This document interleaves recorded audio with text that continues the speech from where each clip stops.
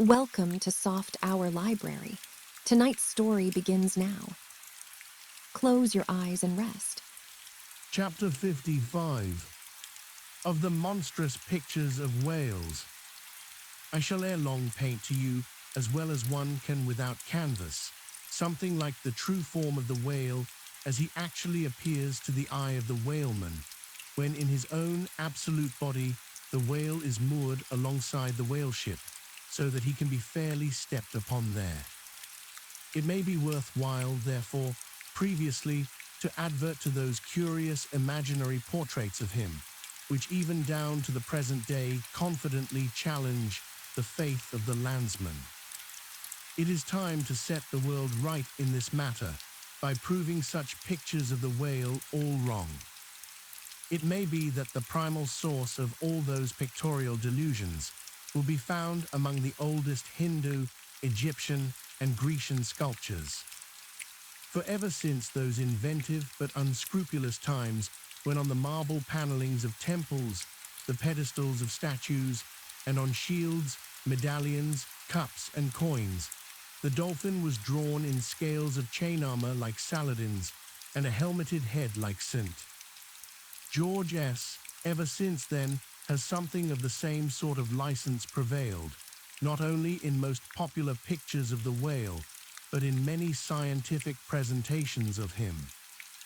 Now, by all odds, the most ancient extant portrait anyways purporting to be the whale's is to be found in the famous cavern pagoda of Elephanta in India. The Brahmins maintain that in the almost endless sculptures of that immemorial pagoda, all the trades and pursuits, every conceivable avocation of man, were prefigured ages before any of them actually came into being. No wonder then that in some sort our noble profession of whaling should have been there shadowed forth. The Hindu whale referred to occurs in a separate department of the wall, depicting the incarnation of Vishnu in the form of Leviathan, learnedly known as the Matsi avatar. But though this sculpture is half man and half whale, so as only to give the tail of the latter, yet that small section of him is all wrong. It looks more like the tapering tail of an anaconda than the broad palms of the true whale's majestic flukes. But go to the old galleries and look now at a great Christian painter's portrait of this fish, for he succeeds no better than the antediluvian Hindu. It is Guido's picture of Perseus rescuing Andromeda from the sea monster or whale. Where did Guido get the model of such a strange creature as that? Nor does Hogarth, in painting the same scene in his own Perseus Descending, make out one whit better. The huge corpulence of that Hogarthian monster undulates on the surface, scarcely drawing 1 inch of water. It has a sort of howdah on its back, and its distended tusked mouth, into which the billows are rolling, might be taken for the traitor's gate leading from the Thames by water into the Tower. Then there are the prodromous whales of old Scotch Sibbald and Jonah's whale, as depicted in the prints of old Bibles and the cuts of old primers. What shall be said of these? As for the bookbinder's whale winding like a vine stalk round the stock of a descending anchor, as stamped and gilded on the backs and title pages of many books both old and new, that is a very picturesque but purely fabulous creature, imitated, I take it, from the like figures on antique vases.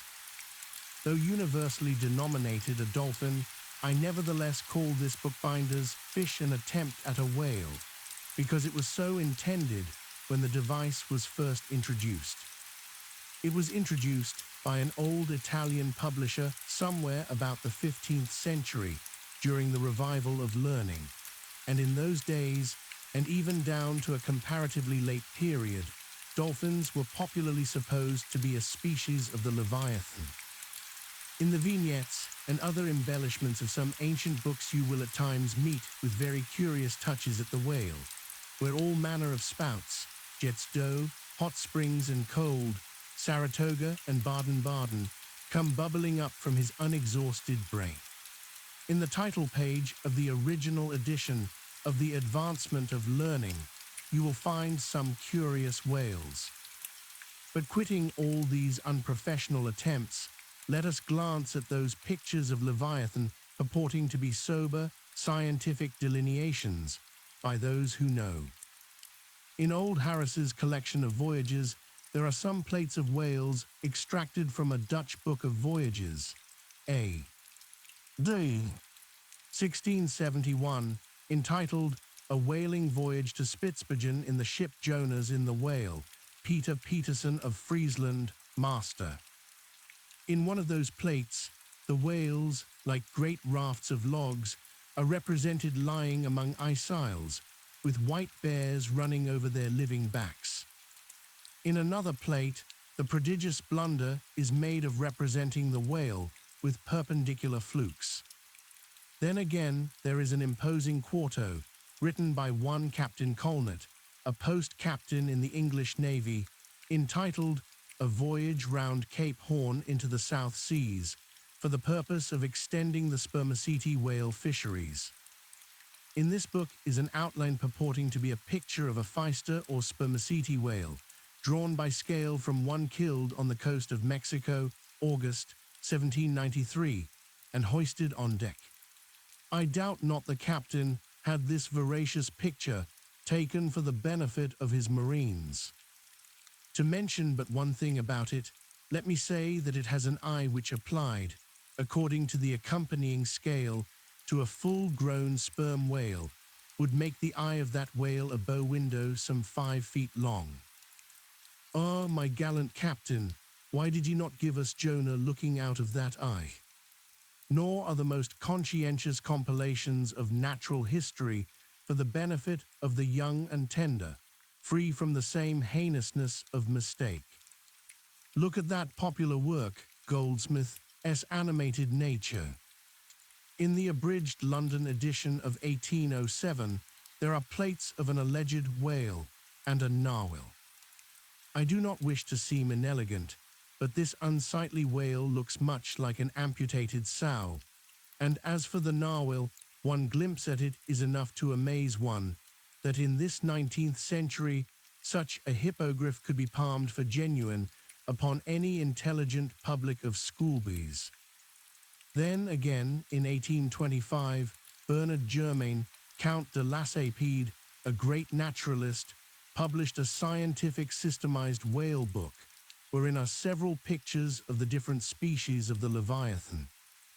All these are not only incorrect, but the picture of the Mysticetus or Greenland whale, that is to say, the right whale, even Scoresby, a long-experienced man as touching that species, declares not to have its counterpart in nature.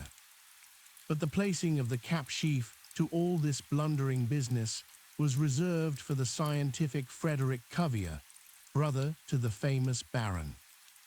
In 1836, he published A Natural History of Whales, in which he gives what he calls a picture of the sperm whale.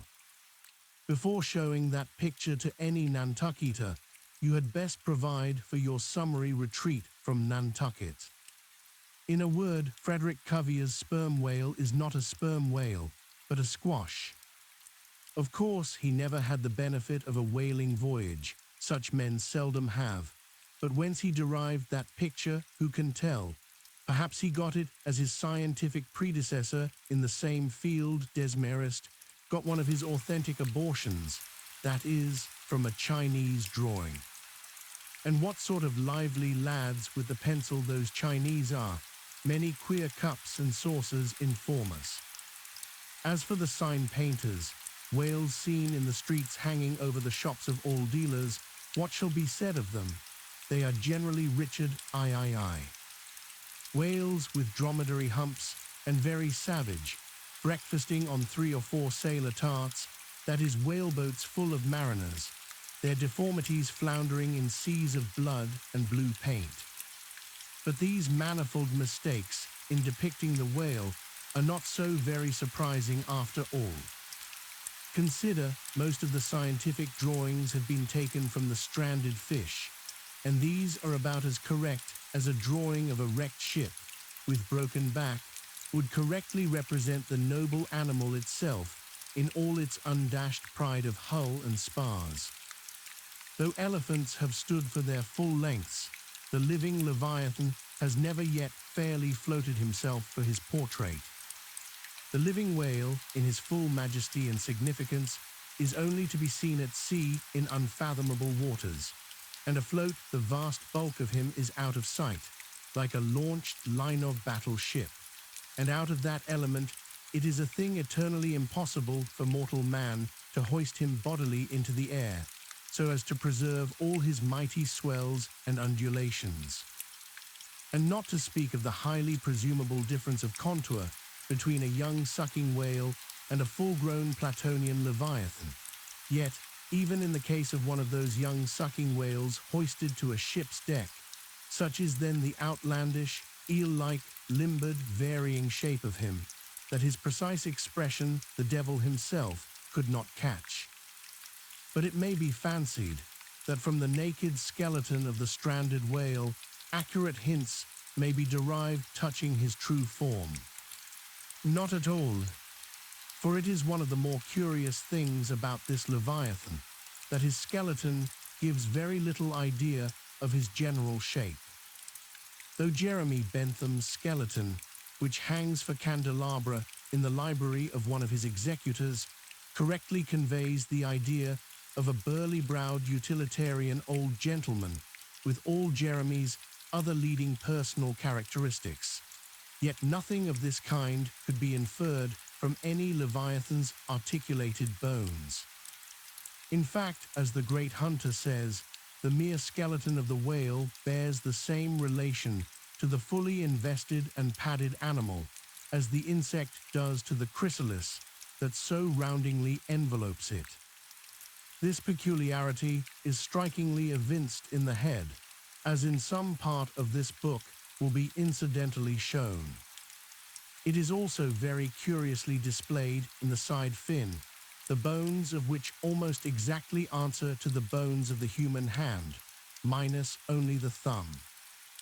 This fin has 4 regular bone fingers, the index, middle, ring, and little finger. But all these are permanently lodged in their fleshy covering, as the human fingers in an artificial covering.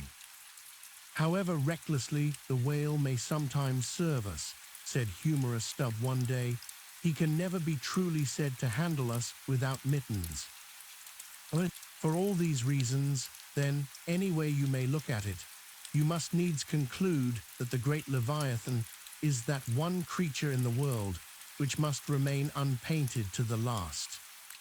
True, one portrait may hit the mark much nearer than another, but none can hit it with any very considerable degree of exactness. So there is no earthly way of finding out precisely what the whale really looks like. And the only mode in which you can derive even a tolerable idea of his living contour is by going a whaling yourself, but by so doing you run no small risk of being eternally stove and sunk by him.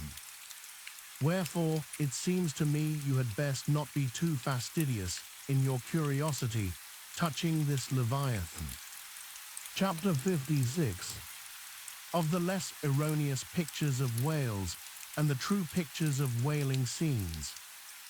In connection with the monstrous pictures of whales, I am strongly tempted here to enter upon those still more monstrous stories of them which are to be found in certain books, both ancient and modern, especially in Pliny, Purchas, Hakluyt, Harris, Cuvier, etc. But I pass that matter by. I know of only 4 published outlines of the great sperm whale, Colnett's, Huggins's, Frederick Cuvier, S. and Beale's. In the previous chapter, Colnett and Cuvier have been referred to. Huggins's is far better than theirs, but by great odds, Beale S. is the best. All Beale's drawings of this whale are good, excepting the middle figure in the picture of 3 whales in various attitudes, capping his second chapter. His frontispiece, boats attacking sperm whales, though no doubt calculated to excite the civil skepticism of some parlour men, is admirably correct and lifelike in its general effect. Some of the sperm whale drawings in J. Ross Brown are pretty correct in contour, but they are wretchedly engraved. That is not his fault, though. Of the right whale, the best outline pictures are in Scoresby, but they are drawn on too small a scale to convey a desirable impression. He has but one picture of whaling scenes, and this is a sad deficiency, because it is by such pictures only, when at all well done, that you can derive anything like a truthful idea of the living whale as seen by his living hunters. But taken for all in all, by far the finest, though in some details not the most correct, presentations of whales and whaling scenes to be anywhere found are two large French engravings, well executed, and taken from paintings by one Garnery. Respectively, they represent attacks on the sperm and right whale. In the first engraving, a noble sperm whale is depicted in full majesty of might, just risen beneath the boat from the profundities of the ocean, and bearing high in the air upon his back the terrific wreck of the stoven planks. The prow of the boat is partially unbroken, and is drawn just balancing upon the monster's spine, and standing in that prow, for that one single incomputable flash of time, you behold an oarsman, half shrouded by the incensed boiling spout of the whale, and in the act of leaping as if from a precipice. The action of the whole thing is wonderfully good and true. The half-emptied line-tub floats on the whitened sea, the wooden poles of the spilled harpoons obliquely bob in it, the heads of the swimming crew are scattered about the whale in contrasting expressions of affright, while in the black stormy distance the ship is bearing down upon the scene. Serious fault might be found with the anatomical details of this whale, but let that pass, since, for the life of me, I could not draw so good a one. In the second engraving, the boat is in the act of drawing alongside the barnacled flank of a large running right whale that rolls his black weedy bulk in the sea like some mossy rock slide from the Patagonian cliffs. His jets are erect, full, and black like soot, so that from so abounding a smoke in the chimney, you would think there must be a brave supper cooking in the great bowels below. Sea fowls are pecking at the small crabs, shellfish, and other sea candies and macaroni, which the right whale sometimes carries on his pestilent back. And all the while, the thick-lipped leviathan is rushing through the deep, leaving tons of tumultuous white curds in his wake, and causing the slight boat to rock in the swells like a skiff caught nigh the paddle wheels of an ocean steamer. Thus the foreground is all raging commotion, but behind, in admirable artistic contrast, is the glassy level of a sea becalmed, the drooping unstarched sails of the powerless ship, and the inert mass of a dead whale, a conquered fortress, with the flag of capture lazily hanging from the whale pole inserted into his spout hole. Who Garnery the painter is, or was, I know not. But my life for it, he was either practically conversant with his subject, or else marvelously tutored by some experienced whaleman. The French are the lads for painting action. Go and gaze upon all the paintings of Europe, and where will you find such a gallery of living and breathing commotion on canvas, as in that triumphal hall at Versailles, where the beholder fights his way, pell-mell, through the consecutive great battles of France, where every sword seems a flash of the northern lights, and the successive armed kings and emperors dash by like a charge of crowned centaurs. Not wholly unworthy of a place in that gallery are these sea battle pieces of Garnery. The natural aptitude of the French for seizing the picturesqueness of things seems to be peculiarly evinced in what paintings and engravings they have of their whaling scenes.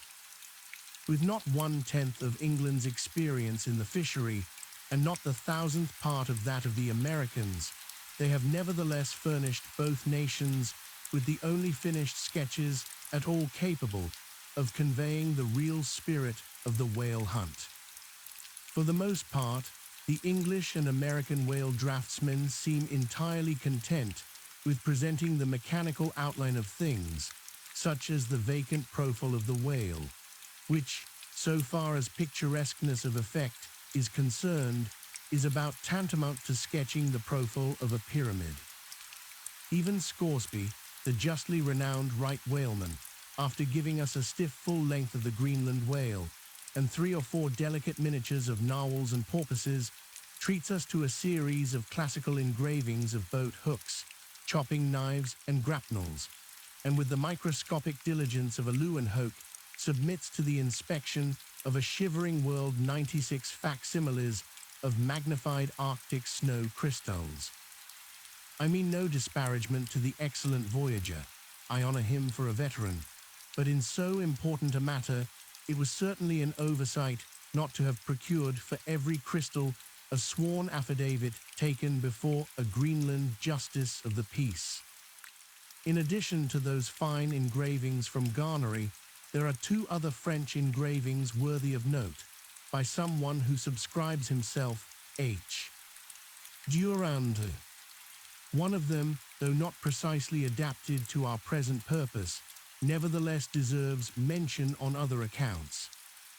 It is a quiet noon scene among the isles of the Pacific, a French whaler anchored inshore in a calm and lazily taking water on board, the loosened sails of the ship and the long leaves of the palms in the background, both drooping together in the breezeless air.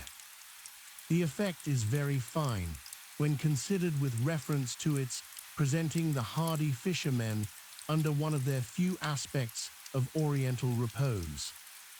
The other engraving is quite a different affair. The ship hove to upon the open sea, and in the very heart of the leviathanic life, with a right whale alongside. The vessel, in the act of cutting in, hove over to the monster as if to a quay, and a boat, hurriedly pushing off from this scene of activity, is about giving chase to whales in the distance. The harpoons and lances lie leveled for use. 3 oarsmen are just setting the mast in its hole, while from a sudden roll of the sea, the little craft stands half erect out of the water, like a rearing horse. From the ship, the smoke of the torments of the boiling whale is going up like the smoke over a village of smithies, and to windward, a black cloud, rising up with earnest of squalls and rains, seems to quicken the activity of the excited seamen. Chapter 57.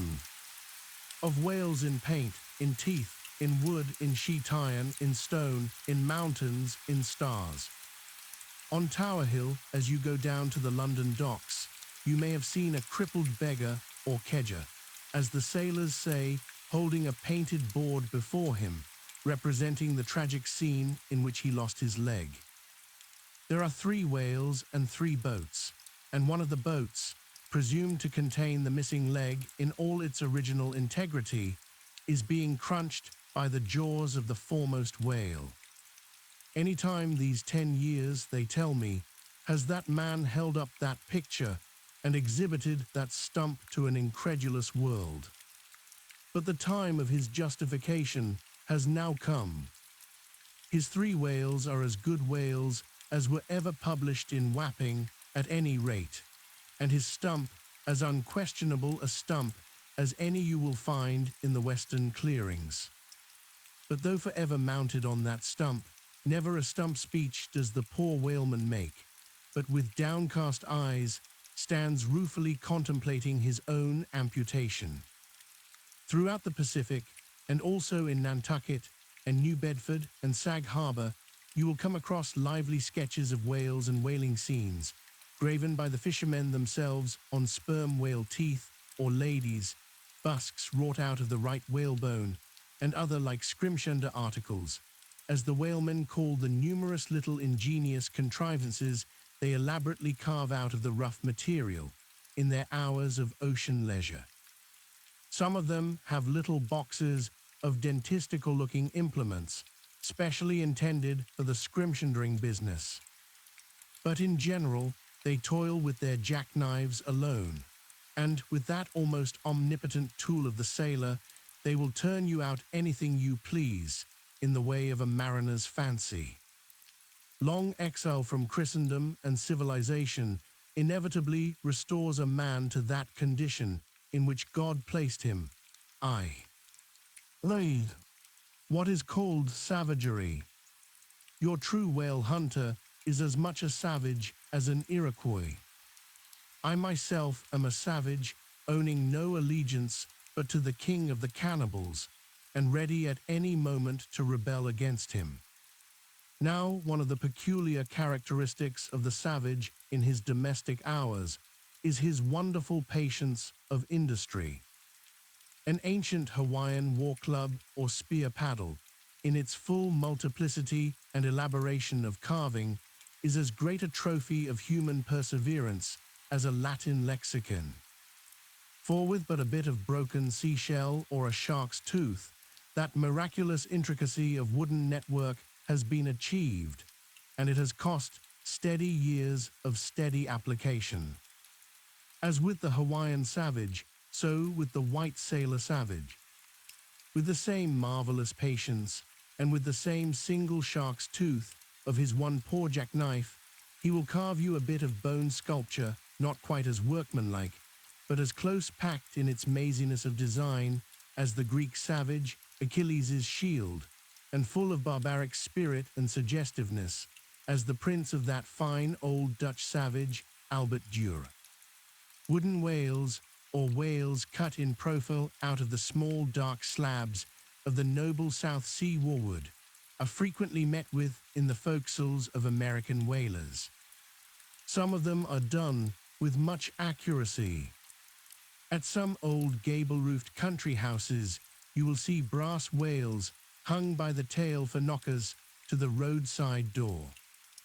When the porter is sleepy, the anvil-headed whale would be best.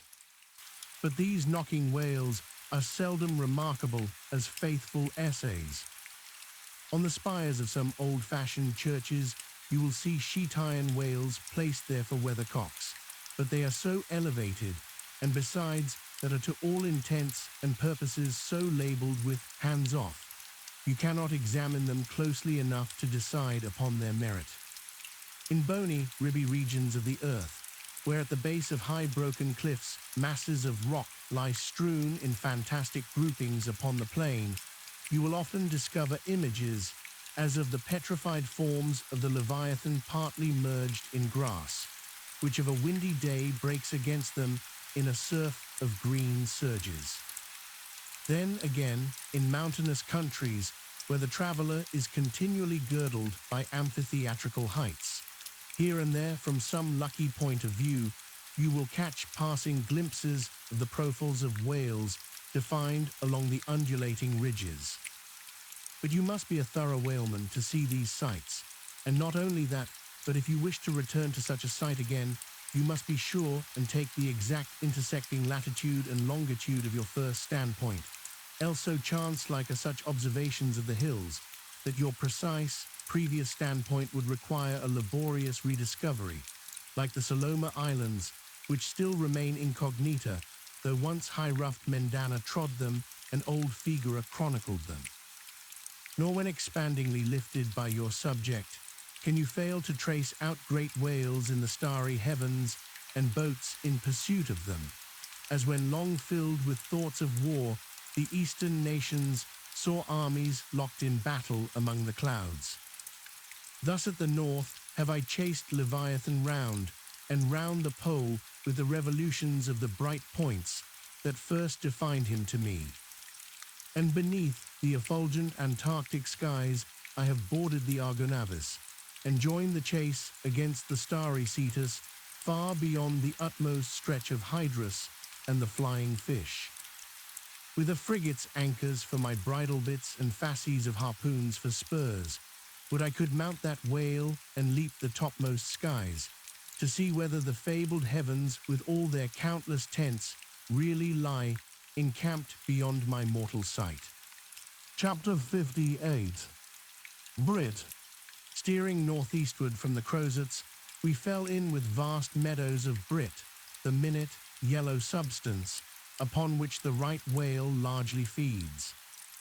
For leagues and leagues it undulated round us, so that we seemed to be sailing through boundless fields of ripe and golden wheat. On the second day, numbers of right whales were seen, who, secure from the attack of a sperm whaler like the Pequod, with open jaws sluggishly swam through the Brit, which, adhering to the fringing fibers of that wondrous Venetian blind in their mouths, was in that manner separated from the water that escaped at the lip. As morning mowers, who side by side slowly and seethingly advanced their scythes through the long wet grass of marshy meads, even so these monsters swam, making a strange, grassy cutting sound, and leaving behind them endless swathes of blue upon the yellow sea. That part of the sea known among whalemen as the Brazil Banks does not bear that name as the banks of Newfoundland do, because of there being shallows and soundings there, but because of this remarkable meadow-like appearance caused by the vast drifts of Brit continually floating in those latitudes, where the right whale is often chased. But it was only the sound they made as they parted the Brit which at all reminded one of mowers. Seen from the mastheads, especially when they paused and were stationary for a while, their vast black forms looked more like lifeless masses of rock than anything else. And as in the great hunting countries of India, the stranger at a distance will sometimes pass on the plains recumbent elephants without knowing them to be such, taking them for bare, blackened elevations of the soil, even so often with him who for the first time beholds this species of the leviathans of the sea. And even when recognized at last, their immense magnitude renders it very hard really to believe that such bulky masses of overgrowth can possibly be instinct in all parts with the same sort of life that lives in a dog or a horse. Indeed, in other respects, you can hardly regard any creatures of the deep with the same feelings that you do those of the shore.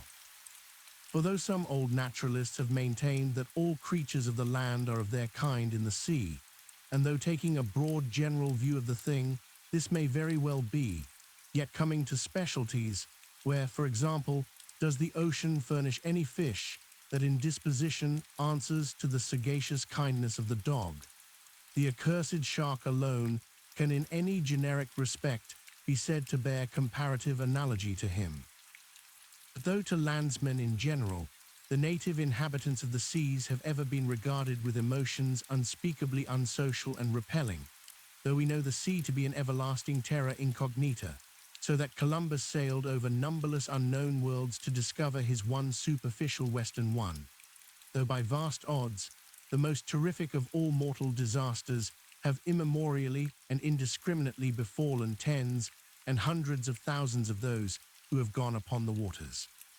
Though but a moment's consideration will teach that however baby man may brag of his science and skill, and however much in a flattering future that science and skill may augment, yet forever and forever to the crack of doom the sea will insult and murder him, and pulverize the stateliest, stiffest frigate he can make. Nevertheless, by the continual repetition of these very impressions, man has lost that sense of the full awfulness of the sea which aboriginally belongs to it. The first boat we read of floated on an ocean that with Portuguese vengeance had whelmed a whole world without leaving so much as a widow. That same ocean rolls now. That same ocean destroyed the wrecked ships of last year. Yea, foolish mortals, Noah's flood is not yet subsided. 2/3 of the fair world it yet covers. Wherein differ the sea and the land, that a miracle upon one is not a miracle upon the other. Preternatural terrors rested upon the Hebrews, when under the feet of Korah and his company the live ground opened and swallowed them up forever. Yet not a modern sun ever sets, but in precisely the same manner the live sea swallows up ships and crews. But not only is the sea such a foe to man who is an alien to it, but it is also a fiend to its own offspring, worse than the Persian host who murdered his own guests. sparing not the creatures which itself hath spawned. Like a savage tigress that tossing in the jungle overlays her own cubs, so the sea dashes even the mightiest whales against the rocks, and leaves them there side by side with the split wrecks of ships. No mercy, no power but its own controls it. Panting and snorting like a mad battle steed that has lost its rider, the masterless ocean overruns the globe. Consider the subtleness of the sea, how its most dreaded creatures glide under water, unapparent for the most part, and treacherously hidden beneath the loveliest tints of azure. Consider also the devilish brilliance and beauty of many of its most remorseless tribes, as the dainty embellished shape of many species of sharks. Consider, once more, the universal cannibalism of the sea, all whose creatures prey upon each other, carrying on eternal war since the world began. Consider all this, and then turn to this green, gentle, and most docile earth. Consider them both, the sea and the land, and do you not find a strange analogy to something in yourself? For as this appalling ocean surrounds the verdant land, so in the soul of man there lies one insular Tahiti, full of peace and joy, but encompassed by all the horrors of the half-known life. God keep thee, push not off from that isle, thou canst never return. Chapter 59. Squid. Slowly wading through the meadows of Brit, the Pequod still held on her way northeastward towards the island of Java, a gentle air impelling her keel, so that in the surrounding serenity her three tall tapering masts mildly waved to that languid breeze, as three mild palms on a plain. And still, at wide intervals in the silvery night, the lonely, alluring jet would be seen. But one transparent blue morning, when a stillness almost preternatural spread over the sea, however unattended with any stagnant calm, when the long burnished sun-glade on the waters seemed a golden finger laid across them, enjoining some secrecy, when the slippered waves whispered together as they softly ran on. In this profound hush of the visible sphere, a strange spectre was seen by Daggoo from the mainmast. In the distance, a great white mass lazily rose, and rising higher and higher, and disentangling itself from the azure, at last gleamed before our prow like a snow-slide new slid from the hills. Thus glistening for a moment, as slowly it subsided and sank. Then once more arose, and silently gleamed. It seemed not a whale, and yet is this Moby-Dick, thought Daggoo. Again the phantom went down, but on reappearing once more, with a stiletto-like cry that startled every man from his nod, the Negro yelled out, there again, there she breaches, right ahead, the white whale, the white whale." Upon this, the seamen rushed to the yardarms, as in swarming time the bees rushed to the bows. Bareheaded in the sultry sun, Ahab stood on the bowsprit, and with one hand pushed far behind in readiness to wave his orders to the helmsman, cast his eager glance in the direction indicated aloft by the outstretched, motionless arm of Daggoo. Whether the flitting attendance of the one still and solitary jet had gradually worked upon Ahab, so that he was now prepared to connect the ideas of mildness and repose with the first sight of the particular whale he pursued.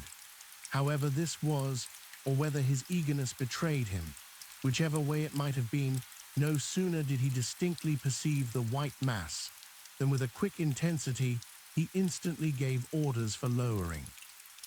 The 4 boats were soon on the water, Ahab's in advance, and all swiftly pulling towards their prey. Soon it went down, and while with oars suspended, we were awaiting its reappearance, lo, in the same spot where it sank, once more it slowly rose. Almost forgetting for the moment all thoughts of Moby-Dick, we now gazed at the most wondrous phenomenon which the secret seas have hitherto revealed to mankind. A vast pulpy mass, furlongs in length and breadth, of a glancing cream color, lay floating on the water, innumerable long arms radiating from its center, and curling and twisting like a nest of anacondas, as if blindly to clutch at any hapless object within reach. No perceptible face or front did it have, no conceivable token of either sensation or instinct, but undulated there on the billows, an unearthly, formless, chance-like apparition of life. As with a low sucking sound it slowly disappeared again, Starbuck still gazing at the agitated waters where it had sunk, with a wild voice exclaimed, "Almost rather had I seen Moby-Dick and fought him, than to have seen thee, thou white ghost." "What was it, sir?" said Flasky. "The great live squid, which, they say, few whale ships ever beheld, and returned to their ports to tell of it." But Ahab said nothing. Turning his boat, he sailed back to the vessel, the rest as silently following. Whatever superstitions the sperm whalemen in general have connected with the sight of this object, certain it is that a glimpse of it being so very unusual, that circumstance has gone far to invest it with portentousness. So rarely is it beheld, that though one and all of them declare it to be the largest animated thing in the ocean, yet very few of them have any but the most vague ideas concerning its true nature and form. Notwithstanding, they believe it to furnish to the sperm whale his only food. For though other species of whales find their food above water, and may be seen by man in the act of feeding, the spermaceti whale obtains his whole food in unknown zones below the surface, and only by inference is it that anyone can tell of what precisely that food consists. At times, when closely pursued, he will disgorge what are supposed to be the detached arms of the squid, some of them thus exhibited exceeding 20 and 30 feet in length. They fancy that the monster to which these arms belonged ordinarily clings by them to the bed of the ocean, and that the sperm whale, unlike other species, is supplied with teeth in order to attack and tear it. There seems some ground to imagine that the great kraken of Bishop Pontopodon may ultimately resolve itself into squid. The manner in which the bishop describes it as alternately rising and sinking, with some other particulars he narrates, in all this the two correspond. But much abatement is necessary with respect to the incredible bulk he assigns it. By some naturalists who have vaguely heard rumors of the mysterious creature here spoken of, it is included among the class of cuttlefish, to which, indeed, in certain external respects it would seem to belong, but only as the anak of the tribe. Chapter 60. The line. With reference to the whaling scene shortly to be described, as well as for the better understanding of all similar scenes elsewhere presented, I have here to speak of the magical, sometimes horrible whale line. The line originally used in the fishery was of the best hemp, slightly vapored with tar, not impregnated with it, as in the case of ordinary ropes. For while tar, as ordinarily used, makes the hemp more pliable to the rope maker, and also renders the rope itself more convenient to the sailor for common ship use. Yet, not only would the ordinary quantity too much stiffen the whale line for the close coiling to which it must be subjected, but as most seamen are beginning to learn, tar in general by no means adds to the rope's durability or strength, however much it may give it compactness and gloss. Of late years, the manila rope has in the American fishery almost entirely superseded hemp as a material for whale lines, for though not so durable as hemp, it is stronger and far more soft and elastic, and I will add, since there is an aesthetics in all things, is much more handsome and becoming to the boat than hemp. Hemp is a dusky, dark fellow, a sort of Indian, but Manila is as a golden-haired Circassian to behold. The whale line is only 2/3 of an inch in thickness. At first sight, you would not think it so strong as it really is. By experiment, its 1 and 50 yarns will each suspend a weight of 120 pounds, so that the whole rope will bear a strain nearly equal to 3 tons. In length, the common sperm whale line measures something over 200 fathoms. Towards the stern of the boat, it is spirally coiled away in the tub, not like the wormpipe of a still though, but so as to form one round, cheese-shaped mass of densely bedded sheaves, or layers of concentric spiralizations, without any hollow but the heart, or minute vertical tube formed at the axis of the cheese. As the least tangle or kink in the coiling would, in running out, infallibly take somebody's arm, leg, or entire body off, the utmost precaution is used in stowing the line in its tub. Some harpooneers will consume almost an entire morning in this business, carrying the line high aloft and then reeving it downwards through a block towards the tub, so as in the act of coiling to free it from all possible wrinkles and twists.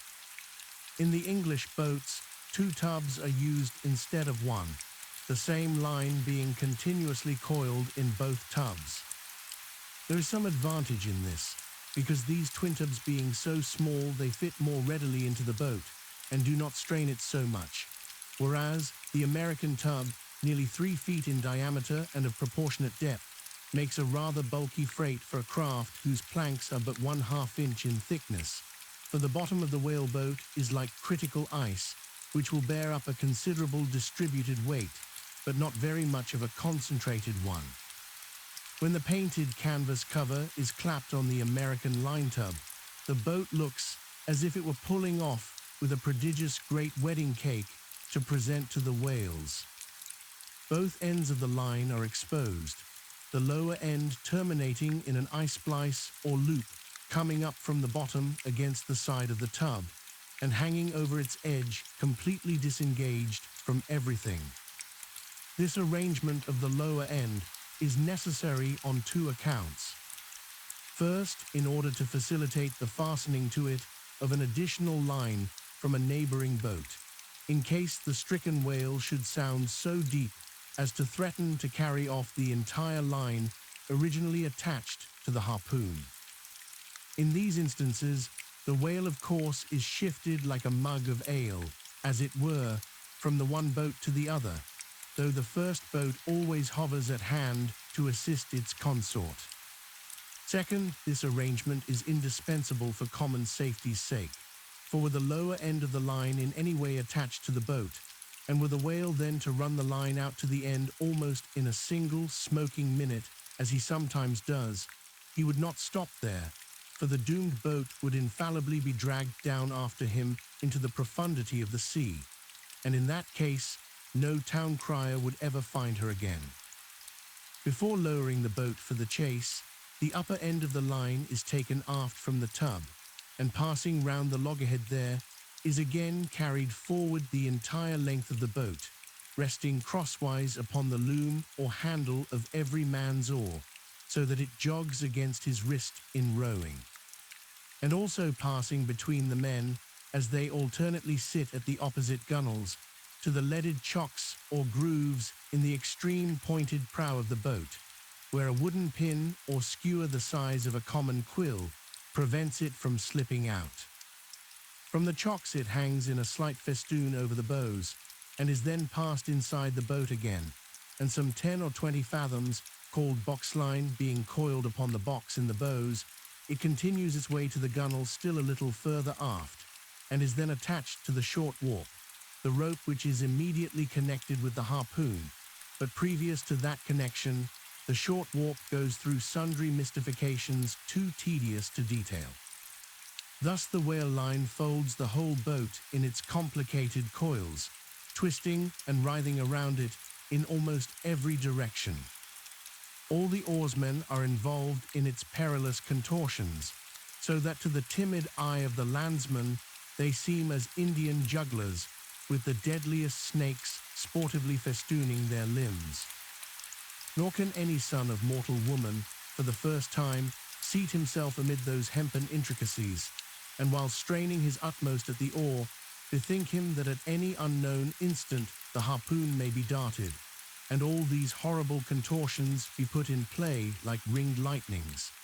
He cannot be thus circumstanced without a shudder that makes the very marrow in his bones to quiver in him like a shaken jelly.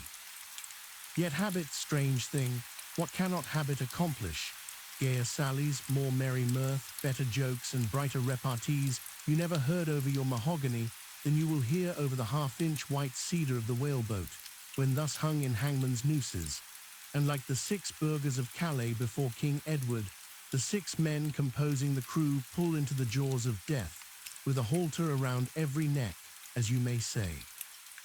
Perhaps a very little thought will now enable you to account for those repeated whaling disasters, some few of which are casually chronicled, of this man or that man being taken out of the boat by the line and lost. For when the line is darting out, to be seated then in the boat is like being seated in the midst of the manifold whizzings of a steam engine in full play, when every flying beam and shaft and wheel is grazing you. It is worse, for you cannot sit motionless in the heart of these perils, because the boat is rocking like a cradle, and you are pitched one way and the other without the slightest warning, and only by a certain self-adjusting buoyancy and simultaneousness of volition and action can you escape being made a maze-bar of and run away with where the all-seeing sun himself could never pierce you out. Again, as the profound calm which only apparently precedes and prophesies of the storm is perhaps more awful than the storm itself, for indeed the calm is but the wrapper and envelope of the storm, and contains it in itself, as the seemingly harmless rifle holds the fatal powder and the ball and the explosion. So the graceful repose of the line, as it silently serpentines about the oarsmen before being brought into actual play. This is a thing which carries more of true terror than any other aspect of this dangerous affair. But why say more? All men live enveloped in whale lines. All are born with halters round their necks, but it is only when caught in the swift, sudden turn of death that mortals realize the silent, subtle, ever-present perils of life. And if you be a philosopher, though seated in the whaleboat, you would not at heart feel one whit more of terror than though seated before your evening fire with a poker and not a harpoon by your side.